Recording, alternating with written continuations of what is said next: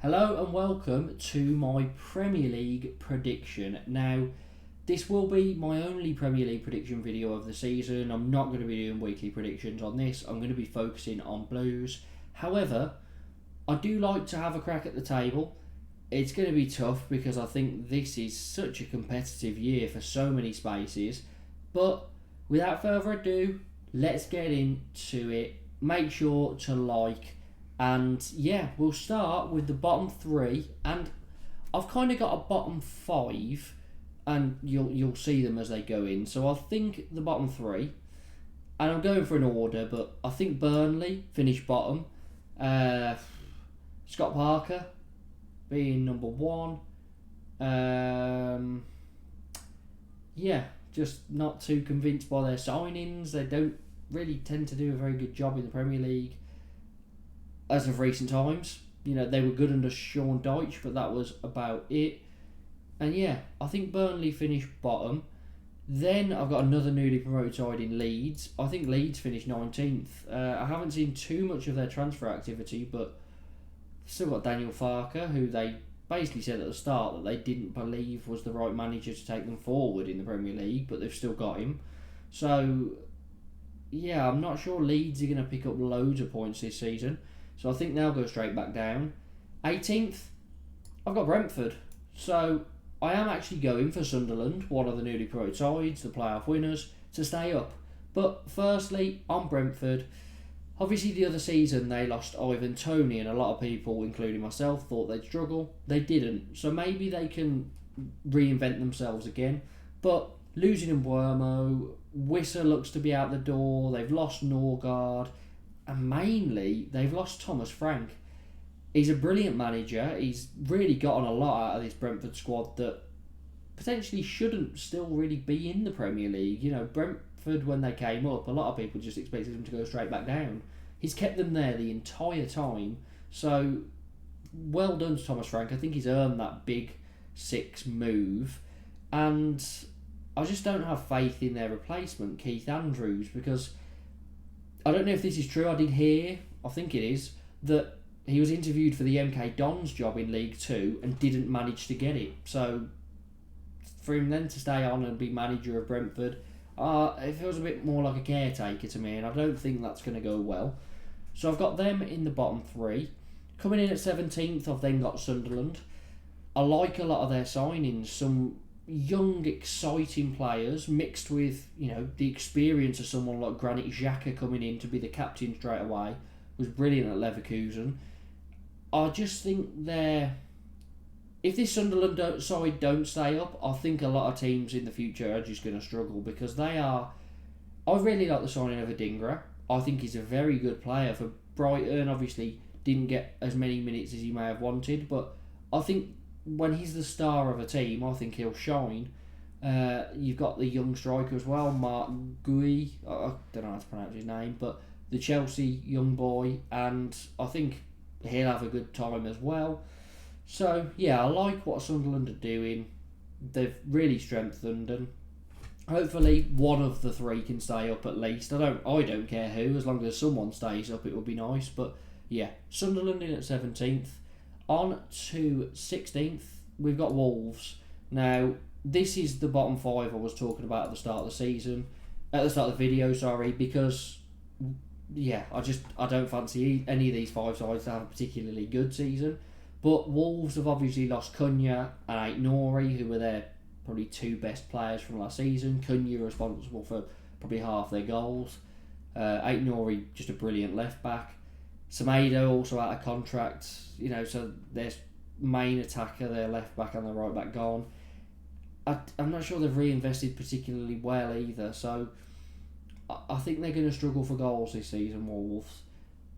If they stay up, it will be based on their defensive record. I have got them staying up, but yeah, Wolves go 16th. Moving up, West Ham, Graham Potter in 16th. Again, Jared Bowen will score most of their goals. They've still got Paqueta. They've obviously lost Mo Kudus. Wan-Bissaka had a good season. Fulkrug will be back from injury. So they've got good players at West Ham, Bowen being the standout. But I don't know what it is about West Ham. I just don't feel like I can put them any higher anymore. So yeah, West Ham in 15th. Then up to Fulham.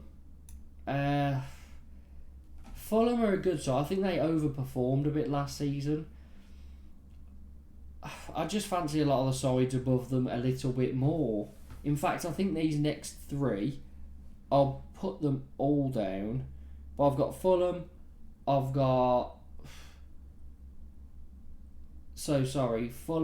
got in 14th, sorry. I've got Forest in 13th. So we'll look at these two. I just don't know what it is. I think Forest will drop off because they'll prioritise on European football a lot. They've lost Elanga.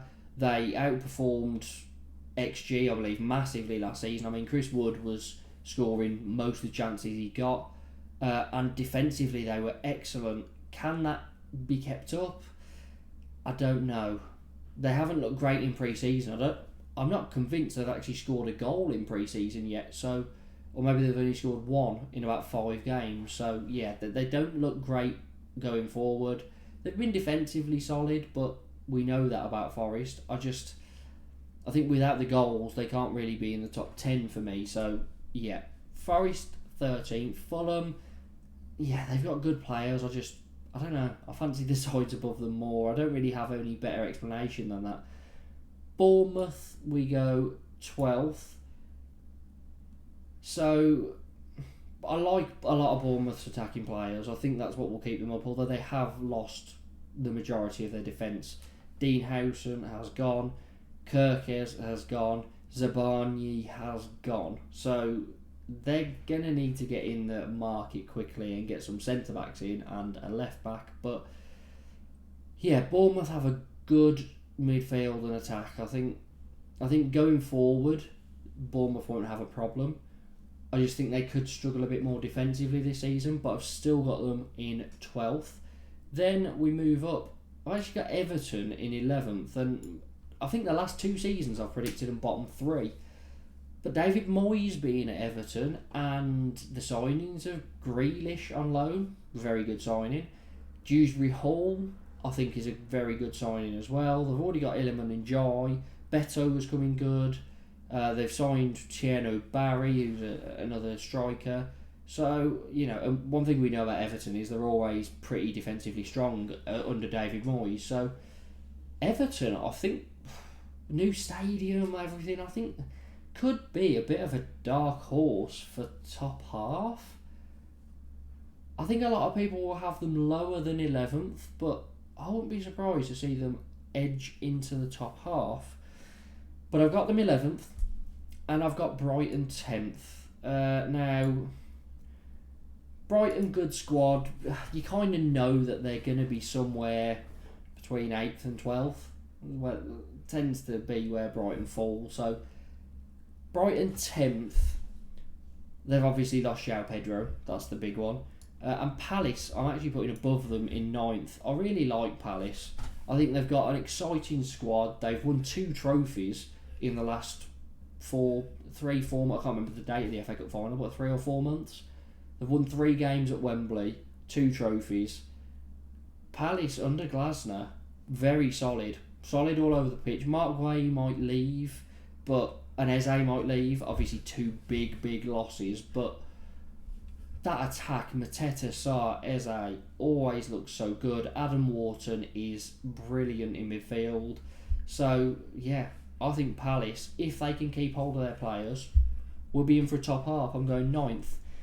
Then we go up to Villa, who I'm putting above Palace, but Palace always beat them. I think Palace have won the last 6 fixtures or 5 fixtures against Villa, or not lost in the last that many and won most.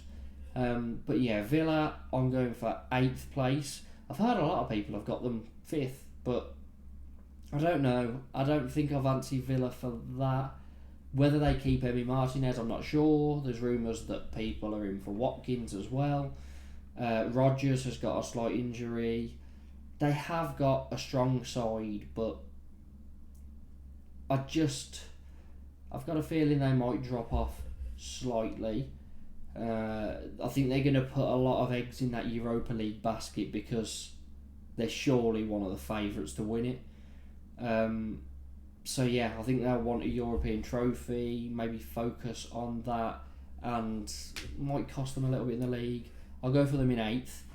Moving up to Newcastle in 7th, which this is actually quite strange because I don't think I normally do this, but I've actually got the Sky 6 all sitting in the top 6. So yeah, a little bit of a strange one from me. Obviously Man United and Spurs let that down massively, finishing 15th and 17th last season, was it? But yeah, Newcastle 7th.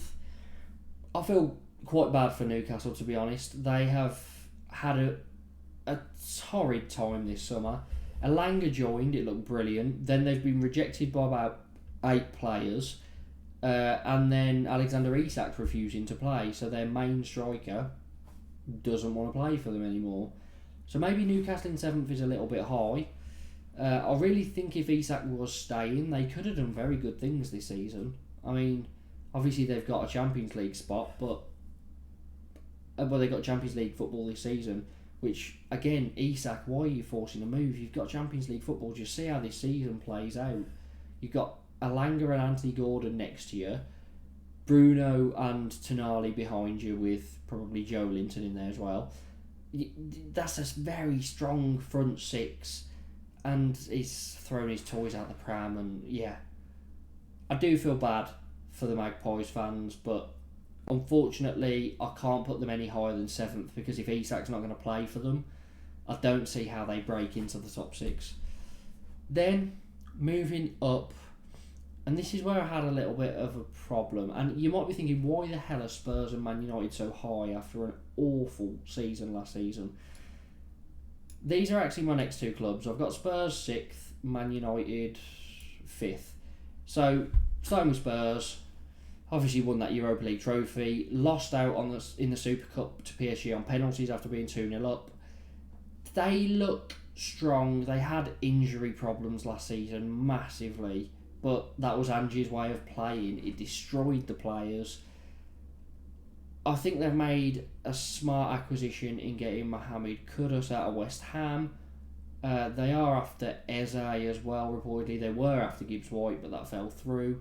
But yeah, I just think this is Thomas Frank. I think he'll get them back to the top 6. And, I mean, they have got Champions League football because of winning the Europa League. So whether that's going to play a part, but yeah, Spurs, I think, will be top 6. I think Thomas Frank will get them playing some good football. Man United in 5th. I think if you look at their starting strongest 11, it is very, very good. You've got players who have been the star man at their squad, such as Mbeumo, Cunha at Brentford and Wolves, who were brilliant at those sides, were responsible for so many goals, and are now joining Bruno Fernandes, another new signing in Benjamin Sesko, who's going to be in attack, Amad Diallo, who had a brilliant season towards the back half of last season. But the main concern with Man United is their centre-backs. They are made of breadsticks. They get injured all the time. If they can stay fit, I think that they will be 5th.